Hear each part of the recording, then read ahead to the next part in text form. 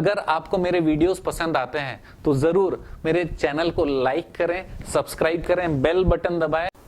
हे welcome back, आप सबका बहुत बहुत स्वागत है। आज हम सैलरीड रिटर्न कैसे भरने वाले हैं इस पे पूरा हमारा ये वीडियो रहेगा। आप लोगों को बहुत ध्यान से देखना है, बहुत आसानी से ये चीज़ हम क्लियर करने वाले हैं। एंड तक वीडियो को ज़रूर देखिएगा, पूरा कंसेप्ट क्लियर हो जाएगा।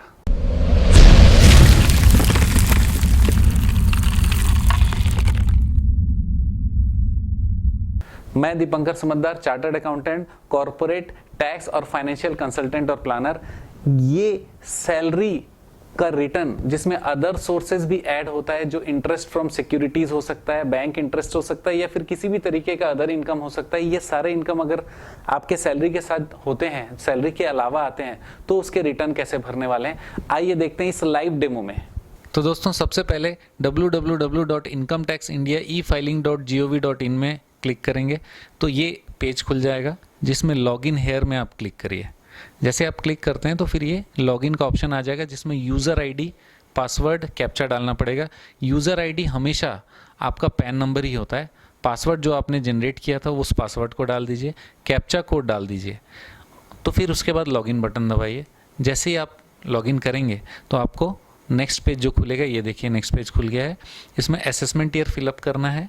ITR फॉर्म, जैसे हम लोग सैलरी रिटर्न भरने वाले हैं तो ITR 1 क्लिक कर देंगे। सबमिशन मोड, हम लोग सबमिट ऑनलाइन वाले में जाना होगा, तो हम लोग उसमें सबमिट ऑनलाइन वाले में क्लिक करेंगे। तो फिर ये आगे देखिए क्या दिखने वाला है। सबमिशन मोड में हमारा क्या दिख रहा है, ऊपर देखिए prepare and submit online, right. अब इनकम टैक्स डिपार्टमेंट ये फैसिलिटी देता है कि पिछले रिटर्न में आपने जो जो चीज़ें भरी हैं उसको एज इट इज़ अगर आप चाहें तो कॉपी कर सकते हैं। उसके लिए 3 चीज़ दी हुई है, देखिए फील्ड ऑब्लिक शेड्यूल, किस किस चीज़ को कॉपी कर सकते हैं, उसका सोर्स क्या है, 26 AS लिखा हुआ है, कुछ में लेटेस्ट ITR लिखा हुआ है, फिर सिलेक्ट का ऑप्शन है। फॉर एग्जांपल ये सबसे पहला देखिए एम्प्लॉय कैटेगरी। एम्प्लॉय कैटेगरी अगर आपने पिछले बार भी गवर्नमेंट एम्प्लॉय थे तो इस बार भी गवर्नमेंट एम्प्लॉय रहेंगे, सिलेक्ट में क्लिक कर दीजिए, राइट। ऐसे करके अलग अलग बैंक डिटेल्स अगर आपको चाहिए तो लेटेस्ट ITR मतलब पिछले ITR से आप क्लिक कर दीजिए तो भी आ जाएगा। जो जो चीज़ें आपको लगती है कि पिछले बार के समान है उसके सामने सिलेक्ट ऑप्शन डाल दीजिए, तो फिर वही वो वाली चीज़ें आपके प्रीफिल ऑप्शन में ऑटोमेटिक फिलअप हो जानी है, राइट। ये जैसे ही हम लोग करते हैं और नीचे चले जाते हैं तो आप देखिए इसमें कंटिन्यू का ऑप्शन है। कंटिन्यू करेंगे हम लोग। कंटिन्यू करने के बाद ये नेक्स्ट पेज हमारा खुल जाएगा, जिसमें हमारा पूरे जो फील्ड है वो प्रिपेयर एंड सबमिट ऑनलाइन वाले ये हमारे आ जाएंगे। अब इसके बाद में हमारा actual income tax return filing का पेज खुला, जिसमें हम लोग प्रोसेस आगे बढ़ाने वाले हैं। इसमें इंस्ट्रक्शन इन्होंने दे दिया, जनरल इंस्ट्रक्शन।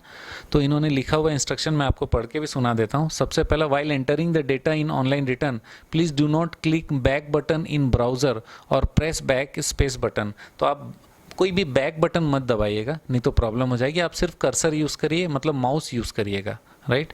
और नीचे अगर कहीं पे सबमिट का है तो वो सबमिट। तो अब ये पहला वाला इंस्ट्रक्शन जैसे ही आप क्रॉस कर लेते हैं तो उसके बाद पार्ट ए जनरल इन्फॉर्मेशन को क्लिक करिए।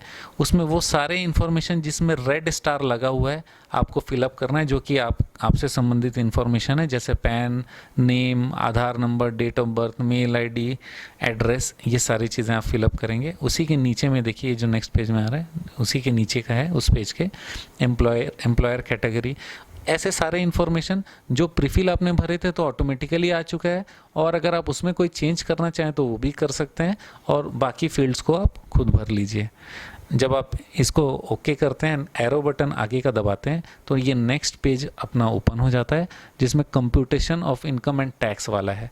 इसमें आप सैलरी का अमाउंट भर दीजिए। अगर अलाउंसेस नॉट एग्जेम्प्ट कुछ है तो वो भी आ जाएगा। वैल्यू ऑफ परकेसाइड्स अगर आपको मिली हुई है फॉर्म 16 में तो आप उसको डाल सकते हैं। Profit in leave of salary अगर फॉर्म 16 में है आप वो डालिए। डिडक्शंस कुछ फॉर्म 16 में दिया हुआ है अंडर सेक्शन 16, उसको डाल सकते हैं। ये अपना सारे इन्फॉर्मेशन आ जाते हैं। उसके बाद देखिए नीचे रेंट या फिर हाउस प्रॉपर्टी से इनकम के बारे में यहाँ पे लिखा हुआ है। टाइप ऑफ हाउस प्रॉपर्टी के बारे में इंफॉर्मेशन इसमें डाल सकते हैं। अगर आपको रेंट मिलता है तो ग्रॉस रेंट रिसिप्ट डाल दीजिए। अगर आपने म्यूनिसिपल अथॉरिटी या लोकल अथॉरिटी को कुछ टैक्स पेमेंट किए हैं तो उसको डालना होगा। तो उसको माइनस करने के बाद जो वैल्यू आता है वो एनुअल वैल्यू होता है, जिसमें 30% एनुअल वैल्यू अपने आप डिडक्शन आपको मिलने वाला है।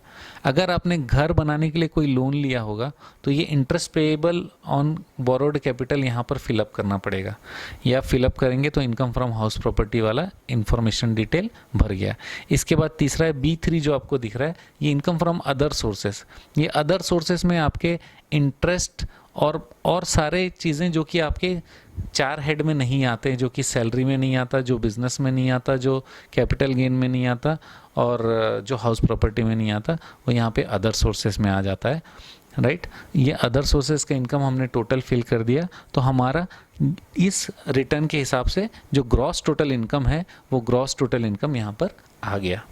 अब इसके बाद में हमारी बारी है डिडक्शन देने की। जिस पेमेंट्स का हमको छूट मिलता है, सेक्शन 80C से लेकर 80U तक सारे डिडक्शन का यहाँ पे डिटेल दिया हुआ है। जैसे सेक्शन 80C आपको दिख रहा है, life insurance premium, deferred annuity, contributions, provident fund etcetera. अगर आपने पेंशन फंड में कुछ पेमेंट किया तो 80CCC में, ये सारे इन्फॉर्मेशन आपको फॉर्म 16 में नॉर्मली मिल जाते हैं। अगर नहीं मिलते हैं तो आप ये कॉलम्स देखकर इसमें डायरेक्टली फिलअप कर सकते हैं। 80D में हेल्थ इंश्योरेंस का आप इन्फॉर्मेशन डाल सकते हैं। 80E में interest on loan taken for higher education, आप अपने बच्चों के एजुकेशन के लिए अगर लोन लिए तो वो डाल सकते हैं। उसके बाद जो नेक्स्ट वाला स्क्रीन आता है उसमें अगर आपका 80G का कोई डोनेशन है, कहीं से आपने किसी को डोनेशन दिया है, तो उस डोनर तो आप हैं, डोनी का नाम वहाँ पे फिलअप करना पड़ेगा, डोनी का एड्रेस डालना पड़ेगा, उसका सिटी, टाउन या डिस्ट्रिक्ट डालना पड़ेगा, state, pin code, pan number ज़रूरी है, अमाउंट ऑफ डोनेशन बहुत ज़रूरी है। इतना चीज़ आप डालेंगे तो एलिजिबल डिडक्शन जो अमाउंट का है वो वहाँ पर मिल जाने वाला है हम लोग को। तो ये हमारा 80G का डिडक्शन हो गया। इसके बाद में एक टैक्स कंप्यूटेशन का एक शीट आ जाता है। टैक्स कंप्यूटेशन के शीट में सारा डिटेल दिया हुआ रहेगा, जितना हमने फिलअप किया उस पर टोटल टैक्स कितना आया। देखिए D1 में लिखा हुआ tax payable on total income आ गया, रिबेट आ गया, टैक्स आफ्टर रिबेट आ गया, उस पर जो सेस लगना रहता है वो सेस आ गया, टोटल टैक्स आ गया। अब इसके बाद रिलीफ अगर कुछ मिलना है तो रिलीफ सेक्शन 89(1) का सैलरी वालों को मिल सकता है। अगर किसी को एरियर्स मिलता है तो उस समय रिलीफ कैलकुलेशन होता है। इसके लिए एक अलग वीडियो बनाएंगे रिलीफ का बाद में कभी। अब ये रिलीफ यहाँ पर कुछ है तो वो फिलअप करेंगे, तो बाकी ये हमारा बैलेंस टैक्स आफ्टर रिलीफ आ जाएगा। यहाँ पर interest under section 234A, 234B और 234C अगर एप्लीकेबल होता है तो यहाँ पर जरूर आ जाएगा। और फी अंडर सेक्शन 234F, ये बहुत इंपॉर्टेंट है, D10 नंबर देखिएगा, ये लेट फीस है। अगर लेट हमने फाइलिंग किया तो हमको लेट फीस यहाँ पर डालना ही पड़ेगा। लेट फीस अगर नहीं फिलअप करेंगे तो रिटर्न नहीं जाने वाला, फाइलिंग नहीं होने वाला। तो ये जो टोटल टैक्स नीचे कैलकुलेट होके आ गया, उसको अगर हम लोग क्लिक कर देते हैं तो उसके बाद में हमारा ये नेक्स्ट पेज खुल जाता है। तो इस नेक्स्ट पेज में आप देखिए आपका टैक्स का पूरा डिटेल आ रहा है, TDS जो भी आ रहा है, शेड्यूल देखिए, TDS to details of TDS। ये TDS ऑटोमेटिकली जो हमने वहाँ पे डाला था 26AS वाला प्रीफिल वाले कोड में, वहाँ से ये आ जाता है। फिर हम चाहें तो ऑनलाइन भी चेक कर सकते हैं ऑनलाइन, और इसमें अगर कोई फ़र्क लगता है तो वो फ़र्क को हम लोग यहाँ पे अपडेट कर सकते हैं। उसके बाद टैक्सेस पेड एंड वेरिफिकेशन वाला पेज आ जाता है। इस टैक्सेस पेड में अगर हमने कुछ एडवांस टैक्स दिया होता तो एडवांस टैक्स फिलअप करना पड़ता है, ये D12(1) में, और कुछ सेल्फ असेसमेंट टैक्स दिया होता तो ये D12(2) में आ जाता। TDS जो हमने क्लेम किया है, जितना TDS हमको आया है उतना ही TDS हम लोग नॉर्मली क्लेम कर लेते हैं, तो TDS जितना क्लेम किया वो आ जाता है। TCS अगर है तो TCS आता, लेकिन इस केस में तो नहीं है। तो हमारा जो टोटल टैक्स पेड अभी फ़िलहाल हमारे इस रिटर्न के हिसाब से जैसे हमारा आ रहा है TDS के कारण 13,975 आ रहा है, और हमारा जो अमाउंट ऑफ टैक्स पेबल था वो आप देखेंगे 4725। तो हमारा अब जो नेट अमाउंट पेबल या रिफंडेबल, जो कि रिफंड ही होगा क्योंकि TDS ज़्यादा है और पेबल कम है, तो हमारा रिफंड अमाउंट आएगा 9250।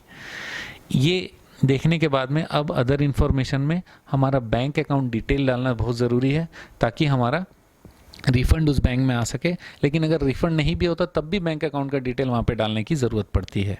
अब नीचे में देखिए सबसे लास्ट में और सबसे इम्पॉर्टेंट कि आपने ये सारा इन्फॉर्मेशन देखा, उसके प्रूफ के लिए आपका नाम आ जाएगा, आपके फादर का नाम आ जाएगा, राइट।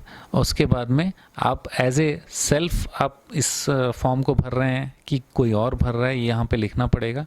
आप पैन नंबर डालेंगे, प्लेस डालेंगे, डेट डालेंगे, और सबसे नीचे लिखा हुआ है प्रीव्यू एंड सबमिट। तो प्रीव्यू एंड सबमिट में आप जैसे ही क्लिक करेंगे तो आपका रिटर्न फाइल हो जाएगा। दोस्तों इतना ही है हमारा फाइलिंग का आसान सा प्रोसीजर। तो दोस्तों आपने देखा कि किस तरीके से सैलरी के रिटर्न को काफ़ी आसानी से हम लोग भर सकते हैं। दोस्तों क्या आप कभी किसी टैक्स कंसल्टेंट के पास गए हैं? काफ़ी समय लगता है, समय देना पड़ता है, उसके बाद में वो आपको समय देते हैं, फिर उनका मूड और आपका मूड, उसके बाद आपके क्वेश्चन सही जा रहे हैं कि नहीं, पहला चीज़ ये, उसके बाद वो सही उत्तर दे पा रहे हैं कि नहीं, ये वाली चीज़, दोनों जन के मूड के ऊपर में आपका सॉल्यूशन होता है। लेकिन मैं सिर्फ आपके लिए ये वीडियोस बना रहा हूँ। ज़रूर देखिएगा, ध्यान से देखिएगा, लाइक ज़रूर करिएगा, प्रोत्साहन मिलेगा मुझे, कमेंट मेरे लिए बूस्टअप है, और सब्सक्राइब और बेल बटन ज़रूर दबा दीजिएगा। बार बार बसता रहूंगा, याद आता रहूंगा। बहुत बहुत धन्यवाद। और हाँ, इसके कोई चार्जेस नहीं है, एकदम फ्री है। आप जानते हैं कि मैंने कसम खाई है कि टैक्स, कॉर्पोरेट, फाइनेंशियल लॉ, ये सारी चीज़ों से संबंधित सारे इंफॉर्मेशन पूरे भारत में सारे क्लाइंट्स को बहुत आसानी से उपलब्ध मैं कराने वाला हूँ। ये मेरा वादा है।